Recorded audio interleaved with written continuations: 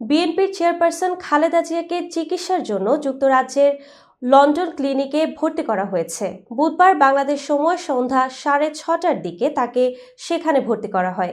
তার চিকিৎসা শুরু হয়েছে অধ্যাপক ও লিভার বিশেষজ্ঞ প্যাট্রিক কেনেডির তত্ত্বাবধানে। এই তথ্য জানিয়েছেন খালেদা জিয়ার ব্যক্তিগত চিকিৎসক ও বিএনপির স্থায়ী কমিটির সদস্য ডক্টর AZM জাহিদ হোসেন। খালেদা জিয়া দীর্ঘদিন ধরে লিভার সিরোসিস, হৃদরোগ, ফুসফুসের সমস্যা, আর্থ্রাইটিস, কিডনি জটিলতা এবং ডায়াবেটিস সহ নানা শারীরিক সমস্যায় ভুগছেন। দ্য লন্ডন ক্লিনিকের ওয়েবসাইট অনুযায়ী অধ্যাপক প্যাট্রিক কেনেডি একজন আন্তর্জাতিকভাবে স্বনামধন্য লিভার বিশেষজ্ঞ। তিনি ভাইরাসজনিত লিভার রোগের চিকিৎসায় গবেষণার জন্য বিশ্বব্যাপী পরিচিত। ইউনিভার্সিটি কলেজ ডাবলিনে প্রশিক্ষণ শেষে তিনি লন্ডনে পোস্ট গ্র্যাজুয়েট প্রশিক্ষণ সম্পন্ন করেন।